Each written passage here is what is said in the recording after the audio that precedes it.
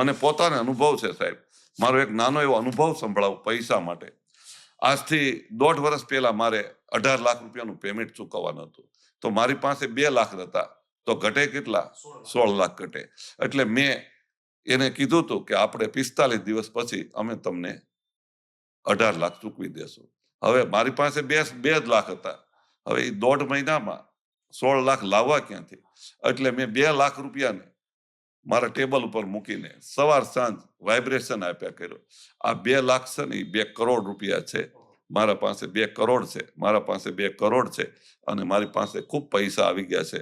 આ 18 લાખનું તો જે બહુ નાનું એવી રકમ છે, નાનું એવું ચૂકવવાનું છે. એ તો મને કોમનથી ભરાઈ જવાનું છે, પ્રેમથી ભરાઈ જવાનું છે, હસતા હસતા ભરાઈ જવાનું છે. અને હું આંખ બંધ કરીને એવું વિચારું છું કે હું આ ભાઈને પેમેન્ટ આપું છું. મારી સામે એ ભાઈ પેમેન્ટ લે છે ને ખુશી ખુશીથી ગણે છે. હું એની સામે ખુશી ખુશીથી બેઠો છું અને એ ભાઈ કહે છે કે તમે મને સમય કરતા 2 દિવસ પહેલા પેમેન્ટ આપ્યું છે, તમારો હું આભાર વ્યક્ત કરું છું. એવું હું દ્રશ્ય ઊભું કરું છું. ઇમેજિનેશન કરો છો તમે. એવું રોજ દ્રશ્ય ઊભું કરું છું સાહેબ. તો મને મારી પાસે કોઈ નાખી નથી જાતું. ઘણાને એવું થશે આ સાહેબ વાત કરે છે તેમ પૈસા થોડા આવી જાય. તો એવો શબ્દ ઘણાનો હશે. એનો સવાલનો જવાબ હું આપું છું. મારી પાસે અચાનક પૈસા એક પાર્ટી પાસે લેવાના હતા. આજે 15 વર્ષ પહેલા મને યાદ નહોતું. મેં એને ટેકો આપ્યો હતો, સાથ આપ્યો તો હું ભૂલી ગયો હતો. તો મને ઉપર ફોન આવ્યો કે અમારે ઘરમાં બધાનો બટવારો થયો છે, એટલે અમે બધા જુદા થયા છીએ, એટલે અમને મિલકતનો હિસ્સો આવી ગયો છે અને તમે જે મને 15 લાખ આપ્યા હતા એ મારે તમને પાછા આપવા છે 21 લાખ રૂપિયા. અને તમે 10-15 વર્ષથી પૈસા આપીને ભૂલી ગયા છો અને અમારી ભૂલ છે. તમને ફોન નથી કર્યો અને તમને અમે સંબંધ નથી રાખ્યો.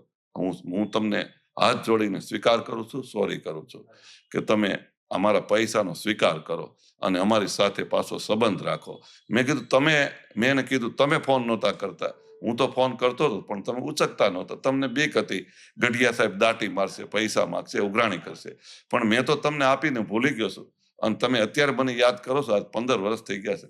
મને એ 15 લાખ યાદ જ નથી. અને કહેવાય છે ને સાહેબ, આપીને ભૂલી જાય ને એના જ કામ થાય. હવે એ ભાઈ મને 21 લાખ રૂપિયા આપીને મને કહે છે એક શબ્દ નથી બોલવાનો સાહેબ. આ 21 લાખ રૂપિયા હું આપું છું, ગિફ્ટમાં આપું છું અને મારો ઉપકાર નથી કરતો. પણ તમે મારું કામ કર્યું છે ને ખરાબ સમયમાં, અત્યારે મારો સોનાનો સમય છે. આ 21 લાખ રૂપિયા રાખો. મેં કીધું તમે મારા 15 છે એ આપો, તમારા બીજા લઈ જાઓ. તો કે નહીં, સોગંદથી રાખો, તમે વાપરો. હવે સાહેબ જોતા હતા કેટલા? 16 આવ્યા કેટલા? 21. આ આપણી બ્રહ્માંડની ઉર્જા, તમારી ભાવના એટલે કામ થાય છે એક સાથે. મારો પોતાનો અનુભવ છે. 1.5 વર્ષ પહેલાનો ચૂકવાઈ ગયા. અને એ ભાઈ જયારે મારે 18 લાખ ચૂકવાના હતા એને આપણે 45 દિવસની જગ્યાએ 42 દિવસે પૈસા આપ્યા. અને એ પણ મને ભેટીને આમ હસતા હસતા કહે છે સાહેબ આ બધું તમારી પાસે, તમે એમ કહેતા મારી પાસે બેસ છે અને આ કેવી રીતે કર્યું? મેં કીધું એ ગુપ્ત છે, સમજાય એની જેવું છે, ઉપરથી જશે. એટલે મેં કઈ બહુ ચર્ચા ન કરી. પણ એ ખુશ થઈ ગયો માણસ. અને આપણે પ્રેમથી આપ્યા એટલે એને આશીર્વાદ આપ્યા. એટલે કે શું કે ખબર છે કે તમે મને સમયસર આપ્યા છે ને તો મને ખૂબ ખુશી થઈ છે. તમને ભગવાન ઘણું આપશે. એવા આશીર્વાદ મળ્યા, દુઆ મળે, પૈસા આવે કે ન આવે, હવે 100% આપણે કરવું જરૂરી છે. પછી એક બીજું છે કે આપણે ઘરમાં અન્ન અને ધન ખૂટે છે, ધન ખૂટે છે, અન્ન ખૂટે છે. તો એક ટેકનિક છે, એ 90 દિવસની અંદર તમને સફળતા મળશે. મારી આ ટેકનિક કરશો તો તમારે હા લખવાની છે, બીજું કાંઈ નહીં લખતા. કમેન્ટની અંદર હા લખવાની છે કે હા અમારે આ ટેકનિક શીખવી છે. તો તમારે તમારા ઘરના કામમાં, ઘરમાં અને તમારા ધંધા બિઝનેસમાં, ખેતીવાડીમાં જે કામ કરો છો ત્યાં તમારા સ્થળ ઉપર હાથ ફેલાવીને બોલવાનું મારા ઘરમાં અન્ન અને ધનના ભંડારા ભરપૂર છે. આપણે ધન માટે બીજી એક ટેકનિક હું શીખવાડું છું. સરસ મજાની ટેકનિક છે, કરવા જેવી છે, અપનાવવા જેવી છે. તો ઘણા લોકોને ઓલું હસી મજાક જેવું લાગશે પણ સમજવા જેવી વાત છે. આપણે ઘણા લોકો એવું કહેતા હોય છે પૈસા છે ને એ લક્ષ્મી છે, પૈસા છે એ લક્ષ્મી છે.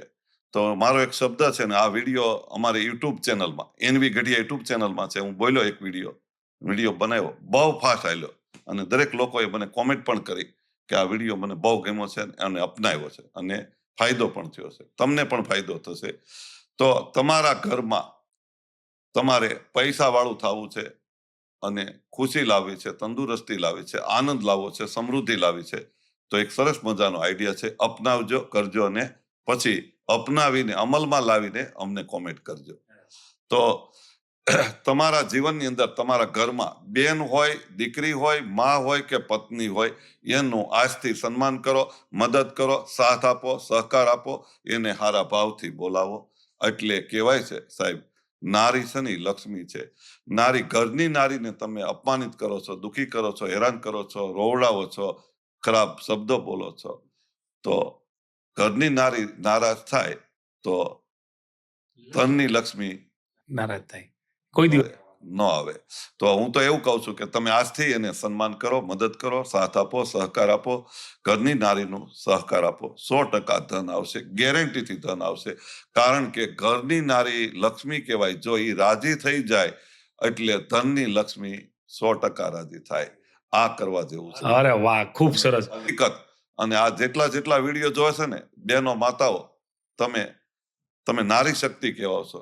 તમે વિષ્ણુને, નારાયણને જગાડો કે આ કેવા શું માગે છે. અને જેને જોવું હોય તો જોઈ લેજો. જેના ઘરમાં પૈસાની આવક વધારે થાય છે, લોકો પૈસા ખૂબ ખુશીથી કમાય છે, ઘરમાં સુખ શાંતિ સમૃદ્ધિ છે, અવશ્ય એના ઘરમાં નારીનું સન્માન થતું હશે તો જ આ થાય, નહીતર ન થાય.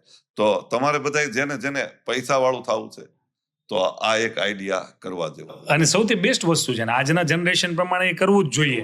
કરવું જરૂરી, આપણું કર્તવ્ય છે. એટલે બીજું કે તમારી પાસે જે નારી શક્તિ છે એ આપણા છે, પારકા થોડા છે. બેન હોય, દીકરી હોય, માં હોય કે પત્ની હોય, એ આપણા છે. અને આપણા છે એને આપણે સારી રીતે ન બોલાવીએ, એને ખુશી ન આપીએ, એને અપમાનિત ન કરીએ અને એને સારા ભાવથી બોલાવો, કાંઈ જરૂર નથી પડતી સાહેબ.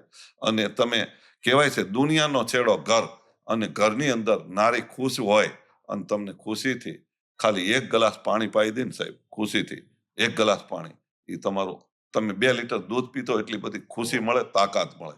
કારણ કે હસતા જે પાણી મળે છે ને, એટલે એને તમે નારીને તમે ખુશ રાખશો એટલે રસોઈ બહુ સારી બનશે, ઘર સ્વચ્છ રહેશે, ઘરમાં વાયુમંડળ સારું બનશે, શાંતિનો અનુભવ થશે, આનંદની લહેરો ફેલાય છે. આપણે એમનેમ થતું નથી, કાંઈ કરવું પડે. અને જવાબદાર ગરીબ લોકો હોય, કોઈ આપણે એવું નહીં બોલીએ કે તમે જવાબદાર છો, પણ પૈસા નથી આવતા અને ઘરમાં અશાંતિ રહે છે, જવાબદાર કોઈ નથી. સરકાર જવાબદાર નથી અને આપણે બધા ઠોકી બેહાડી છે. સરકાર ખરાબ છે એટલે હેરાન થાય છે, અને વાતાવરણ ખરાબ છે એટલે હેરાન થાય છે, અને વસ્તુ થાય છે એટલે હેરાન થાય છે, અને હદથી સગવડતા નથી મળતી એટલે હેરાન થાય છે. કોઈ જવાબદાર નથી. તમે તમારા પોતે જાતના જવાબદાર છો. તમે સુધરી જાઓ એટલે બધું થઈ જાય. એટલે આપણે હસતા કહીએ છીએ કે આઈનું સેટ હશે ને, આઈનું સેટ, તો બધી જગ્યાએ સેટ થઈ જશો. પેલા અહીંથી સેટ થઈ જાઓ, અહીંથી ખુશી પ્રાપ્ત કરો. અરે વાહ રે. સાહેબ, પછી એક વાત તમે મને કીધી હતી એ પ્રમાણે હું તમને પૂછવા માંગુ છું કે આપણે અરીસામાં જોઈને જે બોલવાની શક્તિ છે એ શું, એ કઈ રીતે કામ કરે? અરીસામાં જે માણસ સામે ઉભો રહે છે, મિરરની સામે, એટલે જે માણસ, જે વસ્તુ તમે અરીસામાં મૂકો એ સામી દેખાય છે, એટલે એ ડબલ દેખાય છે. એક આ રિયલ છે, એક સામે અરીસામાં છે, તો ડબલ થાય છે. એટલે ડબલ થાય છે એટલે તમે પેલા વહેલા તમારા અરીસાની સામે ઉભા રહીને તમે એવું કહો કે આખી દુનિયામાં મારી જેવો ફેસ, મારી જેવો ચહેરો, મારા હાવભાવ અને મારા ચહેરા જેવો બીજો ક્યાંય છે નહીં. ભગવાને મને 1 પીસ બનાવ્યો છે, એક જ મુદ્દો બનાવ્યો છે, એક જ વ્યક્તિ બનાવ્યો છે. મારી જેવી ચહેરાની ઝેરોક્ષ ક્યાંય ન મળે. તો એવું કહો કે મને સ્પેશિયલ ભગવાને સરસ મજાનો ચહેરાવાળો મનુષ્ય બનાવ્યો છે. ભગવાન ધારત તો મને પશુ પંખીને ઢોર બનાવી શકત, પણ મને ભગવાને મનુષ્ય બનાવ્યો છે, એનો મને ગર્વ છે. એટલે તમને પહેલા તો તમારો વિલ પાવર વધે, આત્મવિશ્વાસ વધે, અને તમે પ્રેમ કરી શકો. અને આપણે બધાને પ્રેમ કર્યો, ફોનને કર્યો, બંગલાને, ગાડી બંગલાને કર્યો, આજુબાજુ વાળાને કર્યો, ચીજ વસ્તુને પ્રેમ કર્યો, ઘરના વ્યક્તિને પ્રેમ કર્યો, પોતાને પ્રેમ કરવાનું ભૂલી ગયો છે, ત્યાં દુઃખી થાય છે. તો આપણે પહેલા વહેલા કહેવાનું શું, હું મારા શરીરને હું ખૂબ ચાહું છું, મારું શરીર ખૂબ સારું છે, અને હું પોતાને રિસ્પેક્ટ આપું છું, અને મારા શરીરને હું ખૂબ જ પ્રેમ કરું છું, અને મારા શરીરની હું કદર કરું છું, કિંમત કરું છું, અને મારા શરીરનું હું માન સન્માન કરું છું. તમારે જે જોઈએ એવું કરવાનું શરૂ કરો. આપણે એમ કહીએ છીએ મને બધાય સન્માન નથી આપતા, મને કોઈ મારી કદર નથી કરતું, મારું કોઈ સાંભળતું નથી, પણ એ પછીની વાત છે. તમે તમારા શરીરને પ્રેમ કરો, રિસ્પેક્ટ કરો, શરીર ઉપર પ્રેમ કરો અને શરીરની વેલ્યુ રાખો.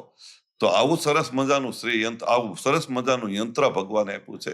અને કહેવાય છે સાહેબ કે મોટા મોટા ડોક્ટરોએ, વૈજ્ઞાનિકોએ આ શરીરની કિંમતની વેલ્યુ કાઢી કે આની વેલ્યુ કેટલી હોય છે.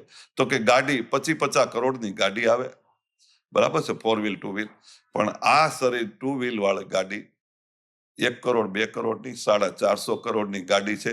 450 કરોડની ગાડીને તમે તમારા અરીસા સામે ઉભી રાખી દો અને પછી બોલો, ભગવાને સરસ મજાનું મને શરીર આપ્યું છે, આંખો સારી આપી છે, કાન સારા આપ્યા છે, જે છે એ જ બોલો, આપણે એવી વિશેષ નહીં, જે આપ્યું છે એ બોલવાનું ચાલુ કરો. કેટલું સરસ મજાનું યંત્ર આપ્યું છે.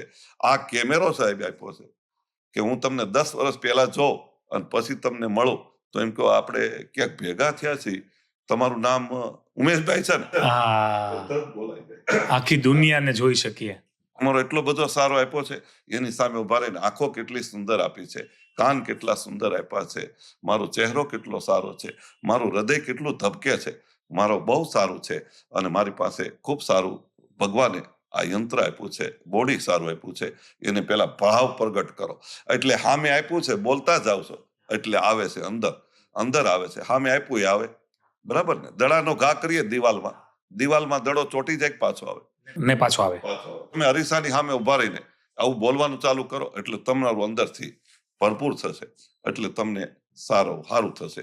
એટલે પહેલા વહેલા તો બધા શું કહે છે, મને સન્માન નથી મળતું, પણ તમે સન્માન ગોતવાનું ભૂલો, પેલા ખુદને આપો. Self love. યસ. તો બધા ઘણા લોકો મારે છે ને, મારે હેલ્થ સેન્ટરમાં એવું થાય છે, હું કોઈને એમ નથી કહેતો મને પગે લાગો એમ. તો હું એવું કહું છું કે હું પહેલા કહું છું કે મારું બહુ શરીર સારું છે, હું સેવા સારી આપું છું, ભગવાનનો બાળક છું, પ્યારો બાળક છું, અને મારું કામ બહુ સારું છે, મારું કામમાં મને બહુ સારો રસ પડે છે, મારું શરીર ખૂબ સારું છે. હું અરીસામાં બોલું છું એટલે સાહેબ 80 વર્ષવાળા 90 વર્ષવાળા બધા પગે લાગે છે, કારણ કે માન તમે આપ્યું તમને.